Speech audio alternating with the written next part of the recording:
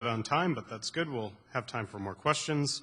So next up, we have Dani Roisman from Peak Web Consulting giving a talk about RSTP to MSTP spanning tree migration in a live data center.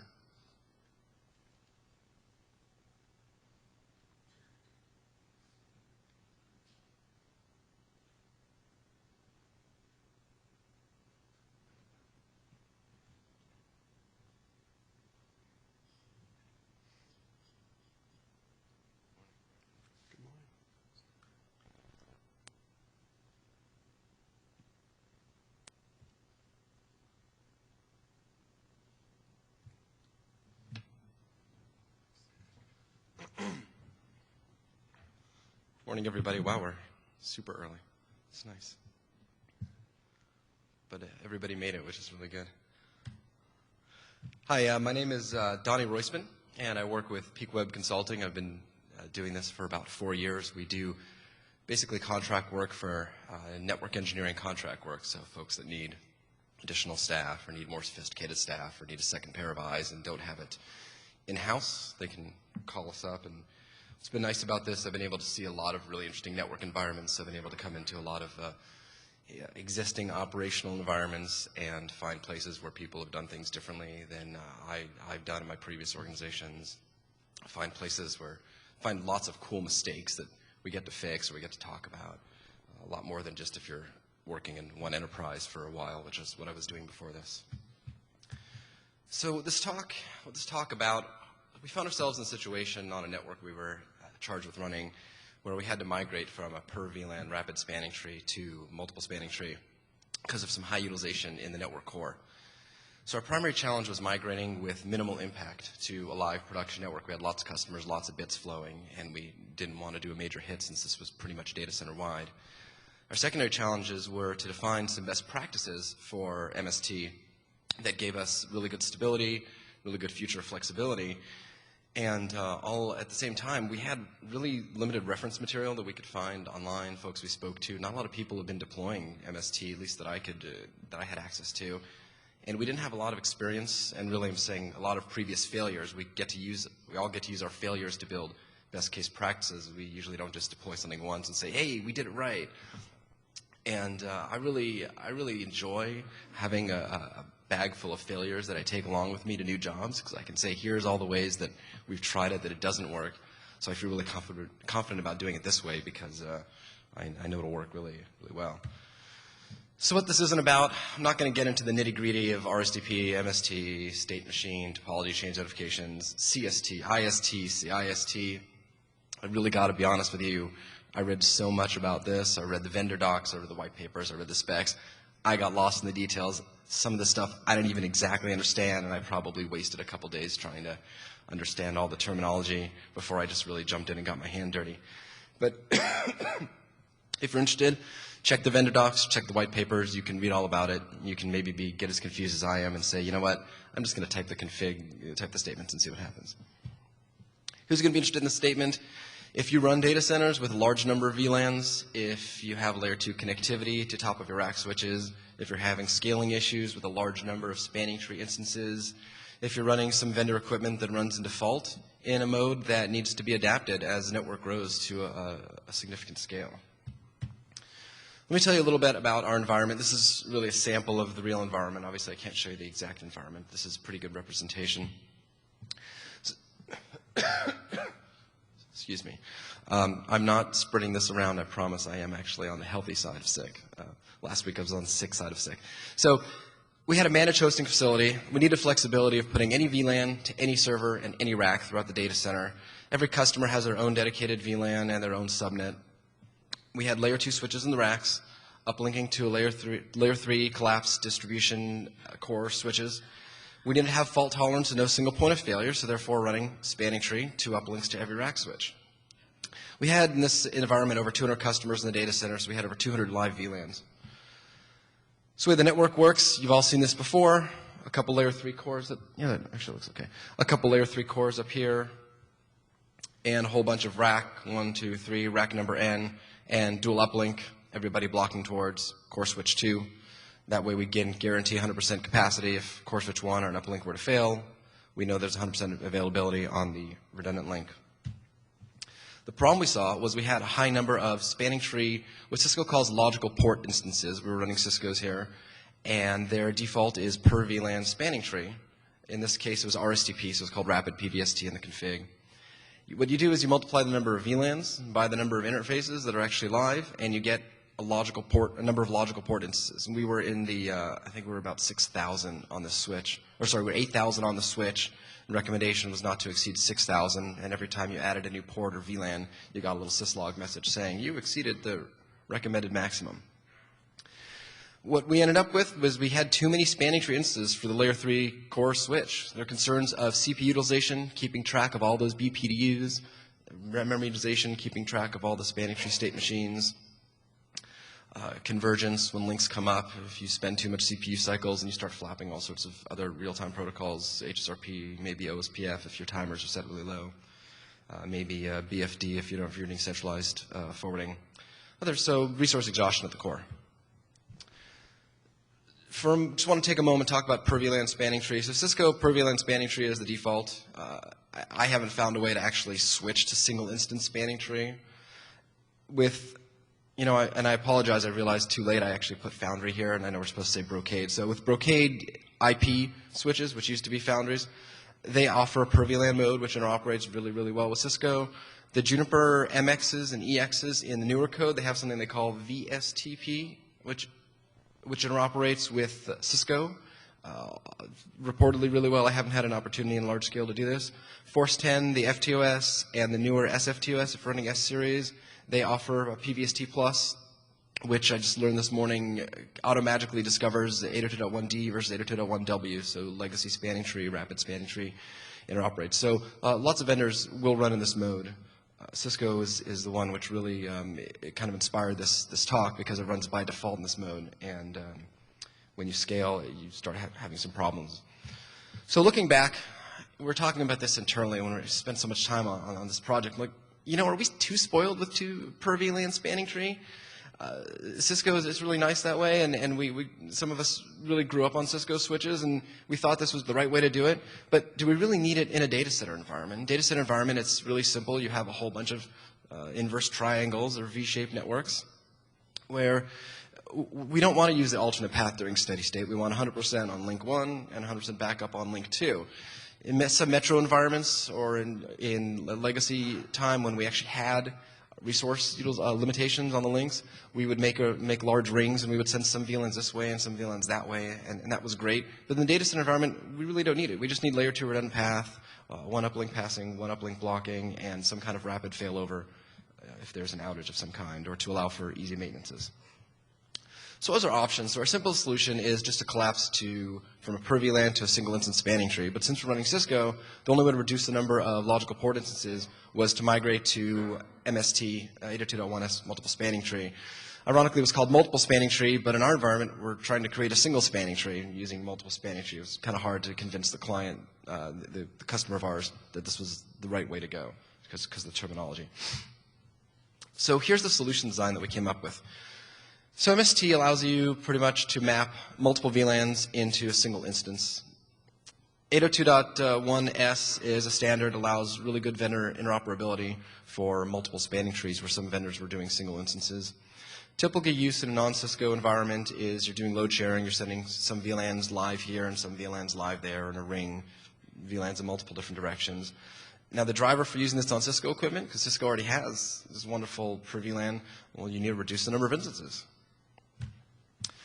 What are the problems with MST? So there's a new configuration complexity. All switches within one region, which in our environment is typically one data center is one region, or it may be a slice of data center if you have a very large environment. They have to have the same exact VLAN to MST mapping on every single layer 2 switch participating in the region in order for this to work. So it means that anytime you make a VLAN or an MST mapping change, you have to update every single switch in that environment.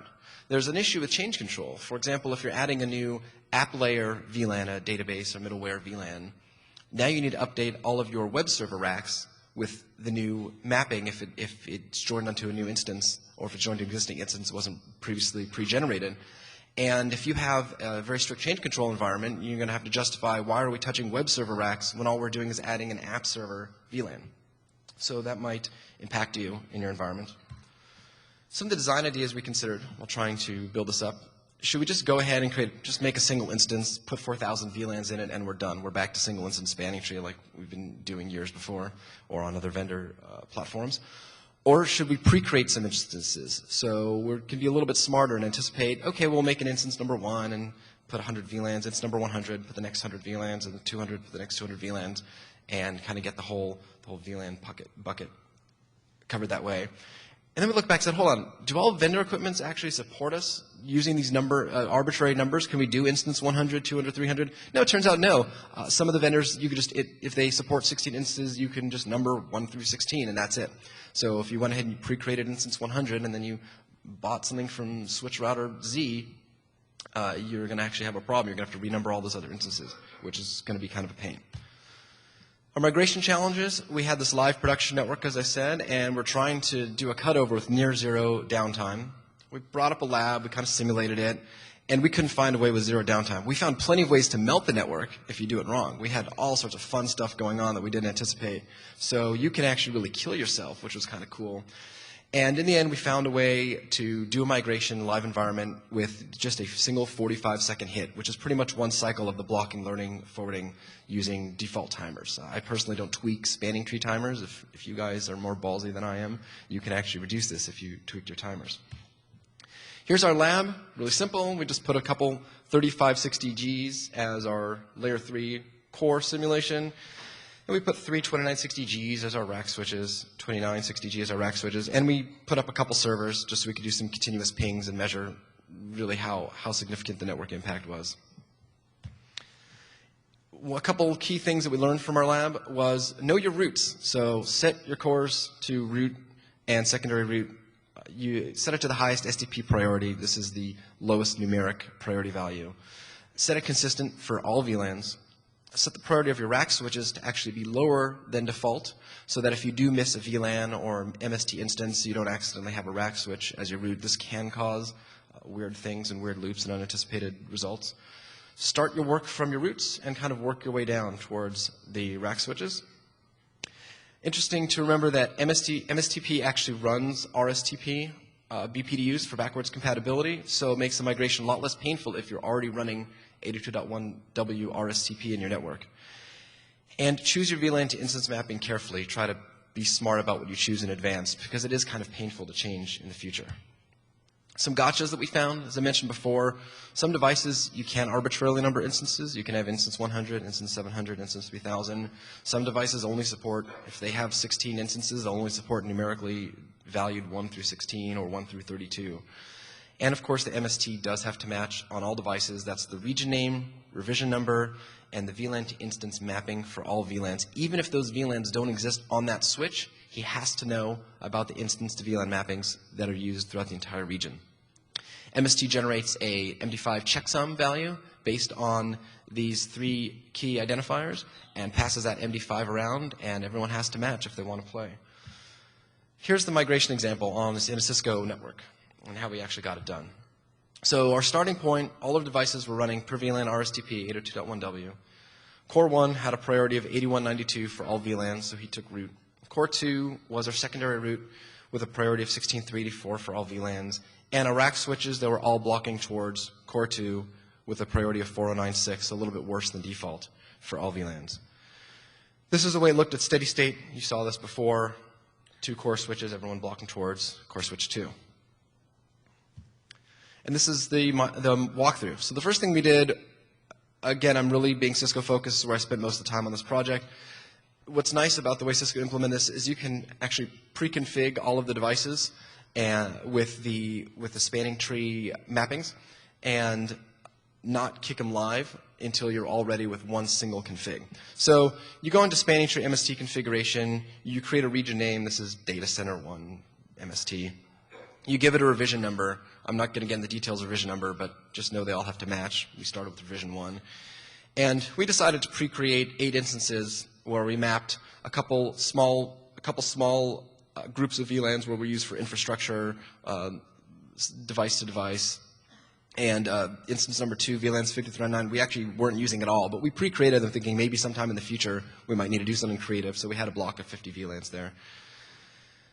Instance number 3, 4, 5, 7, 8 is where actually we had all of our customers. We have a 2,000 block.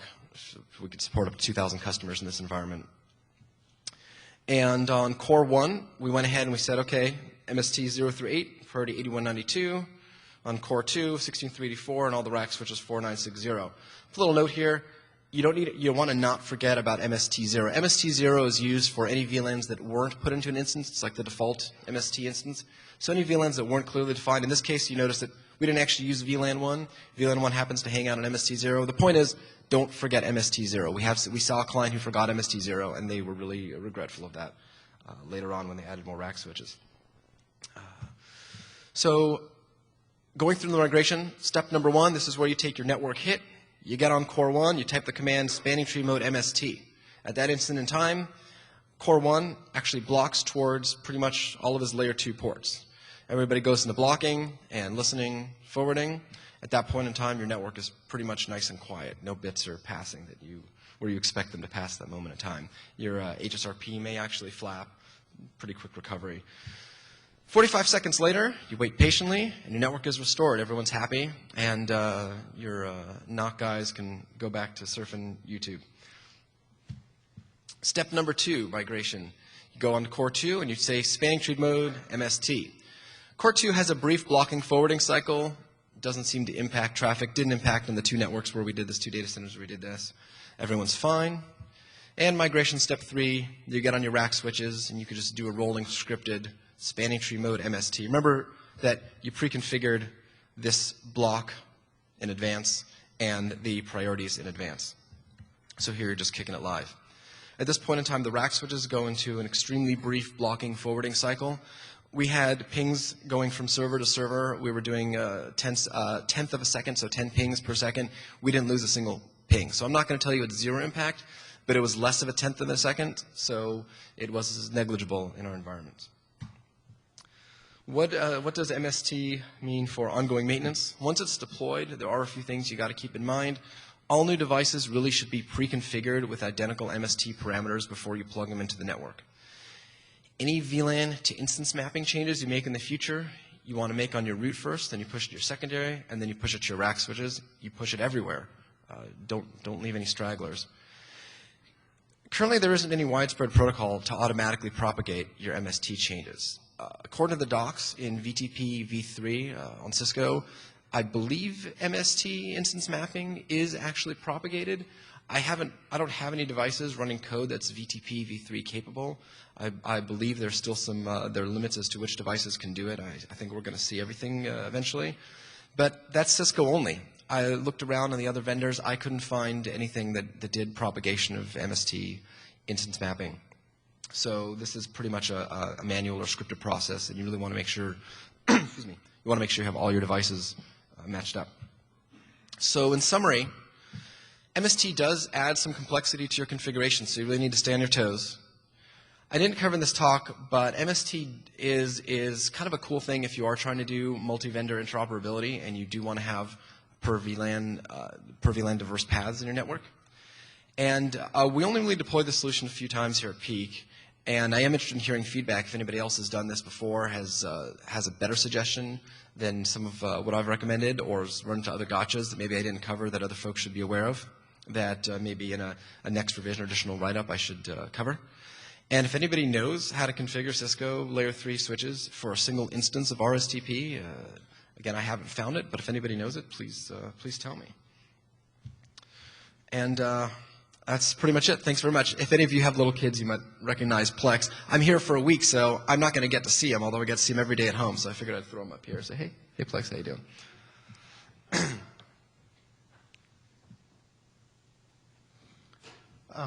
Leo Bicknell with ISC. I have one comment and one question for you. The comment I would say, having done several similar deployments, is in all the ones I've been involved with, we've pointed half of the rack switches at one and half at the other core router. And there were sort of 2 schools of thought as to why that was better than having a primary and a backup. The first was, in a core failure, you only had to slosh around half of the traffic, not all of the traffic. Yep.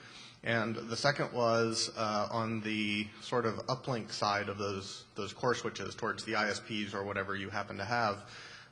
It was better to have some amount of traffic because there are certain interface conditions like errors and whatnot that don't occur with no traffic. Yep. You have to put traffic on them. So having some amount of traffic allowed you to monitor that better and detect those quicker rather than detecting them when you already have a failure. The question I have, though, is in all of the situations I've seen where they've run into too many VLANs in a layer 2 instance, the same requirement that you started with has applied. Any device in any rack has to be able to go on any VLAN. And regardless of the technology involved, that reaches a scaling limit, a different one with each technology. So in every instance I've been involved in, we've pushed hard to move to rack switches that are layer 3 routers using IPs that are specific to a rack, but then doing things like virtual IPs routed with a routing protocol, which appears to scale much better. Did you have those discussions with your client? Were they simply unwilling to listen to them, or were those discussions not had? You know, what are people's experiences with the transition from layer 2 technologies to layer 3 technologies as you hit scaling limits? Yeah, those are good points. So to your first point, running hot on half of your links, running hot on both sides, 50-50, it's a really good idea, as you said, for a couple reasons. One is having redundancy is a double-edged sword. If you don't always configure the secondary device properly, you don't know that it's not working until the failover happens. Then you realize, oh, wow, we actually missed the last couple updates. We've gone back and forth on this a few times. It definitely makes more sense to use your whole network to some degree. That way you can be assured that it's there. Because we build but don't run a lot of networks, we have to leave something behind that is pretty easy to run, and that seems to be the easiest way. As everybody knows, this is primary, and if any traffic's on the secondary, you have an abnormal condition. Regarding using non-layer 2 environments, the problem is that in a managed hosting environment, the managed hosting customers kind of expect to be on one flat VLAN. That's their expectation. Oh, I have 3 servers, and they all need to be in the same subnet and VLAN because I don't want to know how to do routing and deal with loopback interfaces, and then if I'm running certain operating systems, I have to deal with turning off ARP or turning on ARP properly, or virtual instances. And then the managed hosting operator says, well, I want to give my server customers a really simple environment, but at the same time, I can't leave holes in my racks for unpopulated servers. So if you say, well, this subnet belongs to only this rack, well, you have a customer with only 2 servers, but he might buy a 3rd server 2 months from now, and then you have to put him in a rack on the other side of the data center, and you find some way to bridge it across. There is a need to figure out how to do really large-scale managed hosting. There aren't that many people that have the problem, so I don't think anybody's found the right solution. In a perfect world, you're absolutely correct. Running layer 3 to every rack switch buys you tremendous scaling capabilities. It's really a much cleaner way to go. Unfortunately, it's not always an option when the customer base is really expecting, oh, I want my service to be in one flat VLAN, and I want to be able to do things like move IP addresses around from server to server if I need to take down a box for maintenance or those kinds of things. Hi, Ben Kessler with Zenetra, and we ran into this same issue with an enterprise customer in a brand new deployment, about 40 or so racks, top rack design, where we had 2 layer 2 switches per rack. And we had spanning tree obviously running, but there were no ports blocking. It was all, basically there were no loops by design. We did each cabinet switch, and there were 2 of them per cabinet, but each cabinet switch had a 4x gig uplink to the A switch or the B switch for the core. And we ran into the same issue, and it melted down the network when you started having some flapping going on with bad SFPs or whatever.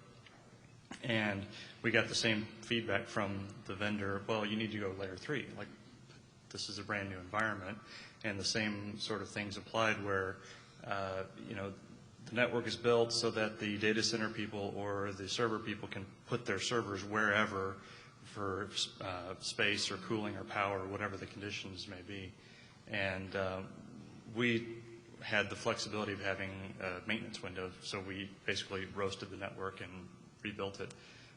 One of the points I wanted to bring up was that when you do VLAN pruning, So for example, there were some, one of our MST instances was for some core or network management VLANs that did not get extended down to the cabinets. And so we pruned those on the trunk links. Well, the edge devices still needed to know about those MST instances, otherwise they would get confused. And so we ended up, one of the effects of that was that we had all these little routes out there because each of these cabinet switches were islands for those MST instances. They had no knowledge of any of the others. So that was, we were kind of discussing back and forth, well, do we pass them along the trunk even though nothing out there is going to be in there just so that MST doesn't look goofy, or do we just leave them as these islands? And so that was, again, some of the fun stuff that we had to deal with in the middle of the night. What did you end up deciding on the pruning? We left them as islands. Okay. Just figured that the chance of somebody inadvertently putting traffic down there was less desirable than the oddball of, well, hey, why is this route down here? So that was how we came up with it. Okay, cool, thanks. Yeah, we found this actually got exacerbated with virtualization. Even though I think it would really make sense if we could all do layer 3 to a virtual server and then route internally to all the individual servers. So many of our applications are built on this group of servers sits in a flat VLAN, and some applications are even doing multicast. You could route multicast, but some are doing kind of fake multicast based on just broadcast discovery, and they're really expecting servers to sit in this flat VLAN. And when you're doing virtualized servers, VMware, Zen, or whatnot, now you actually really need every VLAN to every single physical server port so you can move your VMs around. And so big layer 2 is still out there, and it's still a problem that many folks are facing. More enterprises nowadays are facing it. People only have 10, 20 racks in their data center are going to face it because their CTOs and their CFOs are opening up Business Week magazine and reading, oh, virtualization saves you money. And so they say, oh, you need to push virtualization. I just bought $10,000 worth of VMware licenses, so go deploy. So I say MST is good, just know about it. The thing about pushing it to all the switches, we found you didn't have to tell all the switches about the VLANs themselves, so I don't think you really have to end up with islands there, but you do need to tell them at least about the instance mapping, and that was kind of a hard one to understand. But once we caught it, we need to make sure that everybody else who wants to know about it, please remember to do it. So thank you very much. If you do know people who need assistance, Peak is always available here to help. You can email me here if you have any casual questions. I'm happy to always take a phone call or an IM chat or whatnot to help others in need. And if it turns into a business opportunity, great. But if it helps somebody, that's even better. So thank you very much.